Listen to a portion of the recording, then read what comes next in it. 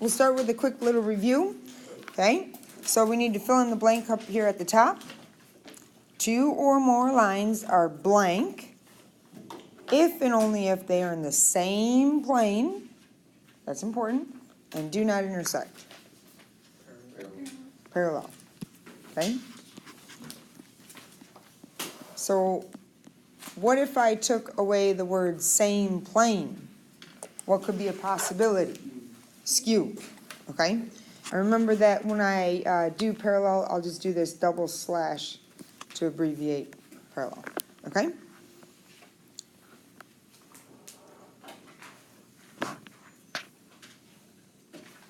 All right. As we talk about the next, you got to understand the definition of transversal. A transversal is basically a line that intersects 2 or more other coplanar lines. All right, so these 2 lines are your coplanar lines. They lie in the same plane, okay? And then this gray one here is your transversal line. And the reason is the transversal is intersecting the other 2 lines that lie in the same plane. Okay?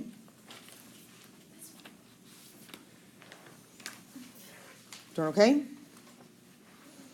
All right. So now, concepts that we need to know. Notice that there are 8 angles that are formed when we have that transversal line intersecting the 2 lines that lie in the same plane. Okay? They have different names.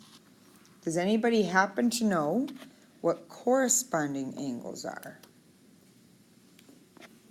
Aren't they like equal? Okay, well, we're going to talk about them being equal when the lines are parallel. We're not there yet. Okay?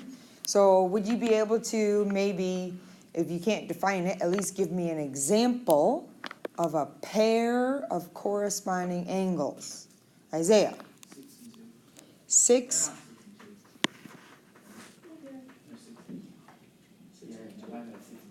All right. So he says angle 6 and angle 2. Can anybody give me another pair of corresponding angles? 3 and 7. 3 and 7. So angle 3 and angle 7. All right, so now, based upon just those 2 examples alone, can anybody kind of put into words, just in case there's somebody in the room that doesn't understand what corresponding angles are? Can anybody describe?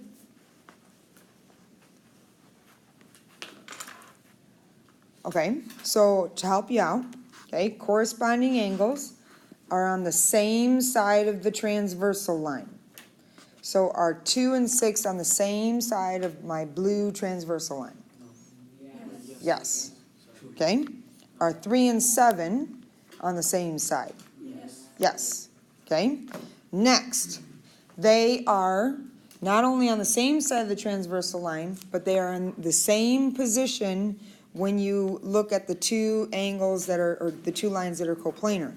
So what I mean by that is 2 and 6 are both above the line. 3 and 7 over here are both below the line. They're in the same position. They're both below and to the left of the transversal. The 2 and the 6 are both to the right and above. So, can somebody give me another set of corresponding angles? They have to be on the same side of the transversal line, and they either have to both be above or both below. Give me an example. 4 and 8. She says angle 4 and angle 8. What do you think? Okay, so what's the only one that we didn't mention? 1 and 5. Okay, alternate interior angles. Okay, to help you out with this, number 1, interior means between the 2 lines, whereas exterior means outside of the 2 lines. Okay, so then alternate means going from one side of the transversal line to the other side of the transversal line. So from left to right or right to left. Okay, so can someone give me an example of alternate interior angles, okay, besides 3 and 6? Alex? 4 and 5. He says angle 4 and angle 5. So, angle 4 is on the right side, angle 5 is on the left side, and they're both in between, so they're both on the inside. So those are considered alternate interior angles. That is correct. What's up, Ellis? 2 and 7 also?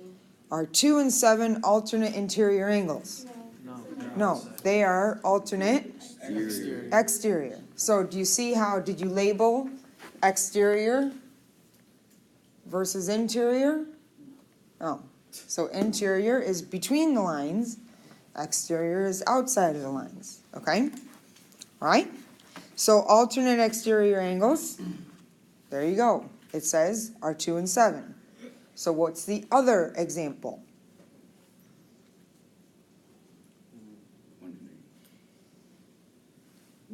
1 and 8, he says. He says angle 1 and angle 8. So 8 is on the outside, 1 is on the outside, 1 is on the left of the transversal, 1 is on the right of the transversal. Okay? Last one, CIA is your consecutive interior. So they have to be interior, means have to be between the two lines. Consecutive means they have to be on the same side of the transversal. So in some books, they call this the same side interior angles. Okay, so consecutive interior, they're on the same side of the transversal, and they are in between. They give you an example of 4 and 6. 4 and 6 are both in between, and they are both to the right of the transversal. So the other pair would be, John, angles 3 and angle 5. Okay? All right, so we need to know those. Okay? I tried to, teach you like the words and what they mean so that it helps you kind of figure it out. Okay? All right. So, a little investigation. Okay, do we happen to have our protractors or no? Yeah. Okay. All right. Maybe.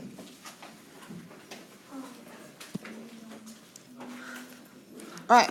What I want you to do, okay, if you do not have one, as long as somebody at your table has one, okay,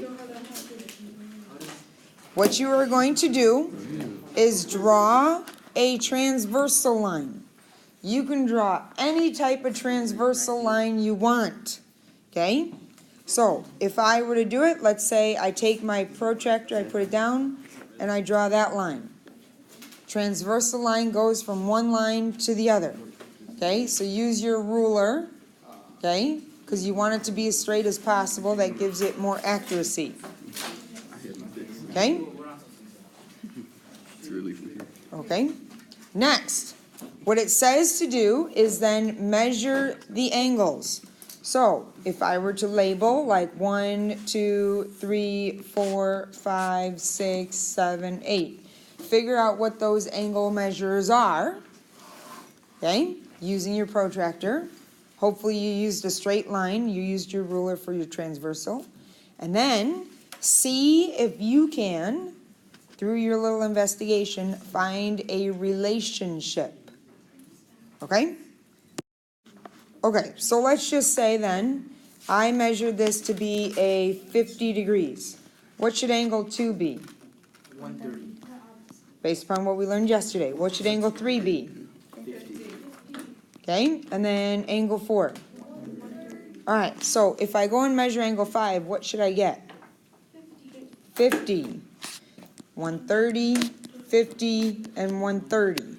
So, you have 8 angles, but you should only have 2 different numbers throughout the whole thing. Did everybody get that with their own example? Okay? All right, so there you go. Okay? Now, what we're going to do is we're going to talk about the relationship between them. So, for example, since we just talked about what corresponding angles are, what do you notice about the corresponding angles? The corresponding angles are the same, he says. Do you agree that 50 is equal to 50, that 50 is equal to 50, that 130 is equal to 130, and so on and so forth? Yes. All right. What do you notice about alternate interior angles? They're the same measure. What do you notice about consecutive interior? They add to 180. They add to 180. Okay, what about alternate exterior? They're congruent. They're congruent, they're equal to each other. Okay, so those are the things that we're supposed to notice from our in little investigation there. All right, so now what we're going to do is we're just going to make sure that we write that down. So if two lines, okay, are parallel and they are cut by a transversal, then that means the corresponding angles, such as 5 and 1, would be what? Congruent. Okay, so tick, tick, tick, tick. Okay, so they're all going to be congruent to each other. And then 7 is congruent to 3, which is congruent to 2, which is congruent to 6. Those are congruent to each other. Okay? Next, alternate interior angles. They are not supplementary. They are congruent to each other. So alternate interior would be like 3 and 6, and then 4 and 5. Alternate exterior angles. They are congruent to each other. That would be like 7 and 2, and then 1 and 8. What about consecutive interior angles? They are supplementary. Can I use the word linear pair? No. No. Okay. What about consecutive exterior angles? Supplementary. They are supplementary. So the only ones that are supplementary are the consecutive ones. Everything else should be congruent. Okay? All right? Now, general idea, okay? Like if I were to just teach this to a second grader, is all of the acute angles should be equal to each other, all the obtuse angles should be equal to each other. If I ever am given an acute and an obtuse, they would add up to be 180. Okay? So if I look at 3, 3 looks acute, 5 looks obtuse, and acute and obtuse add up to be 180. Okay? Like you can just break it down very simply. All right? But remember, this only works if the lines are parallel. Okay? So if I were to go back to our previous, our very opening example, okay, in which I have this line and this line, are these two lines parallel? If I cut them by a transversal, would this corresponding angle be congruent to this corresponding angle? No. They're still called corresponding angles, they're just not equal to each other because the lines are not parallel. So that's why it's very important, and this is why we've talked a little bit about if, then. If parallel, then congruent. If not parallel, then not congruent. Does that make sense? Okay. All right, so now, our converse. If corresponding angles are congruent, and if alternate interior angles are congruent, and if alternate exterior angles are congruent, and consecutive interior angles add up to be 180, what can we then conclude? What would the converse be? The two lines are parallel? There you go. Then the lines are parallel. Okay? So notice I'm starting with the if, okay? And then the two lines are going to be parallel.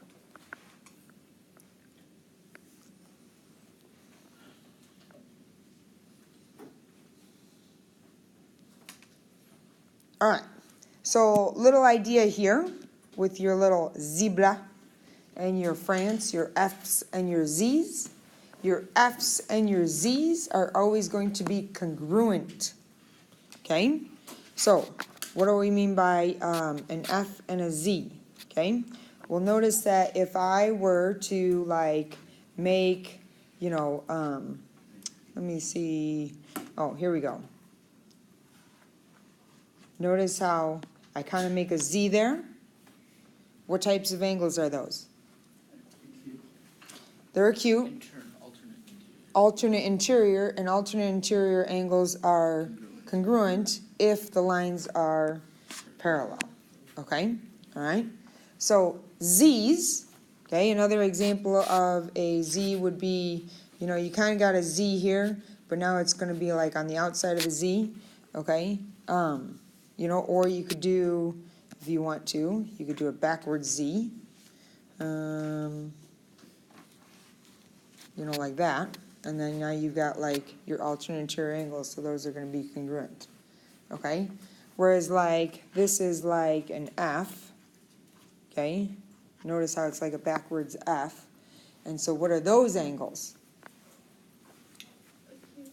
Those are going to be acute, but give me a word that we've learned today.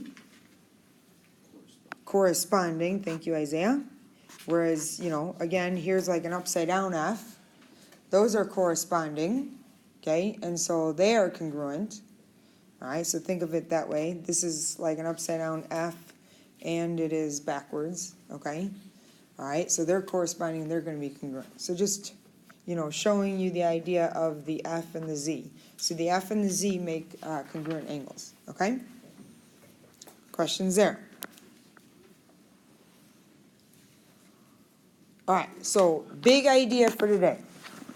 Number one, you got to know the phrases, the words, the corresponding, the alternate interior, the alternate exterior, okay? Number two is when the lines are parallel, you have to be able to determine whether or not they're equal or add up to be 180, okay?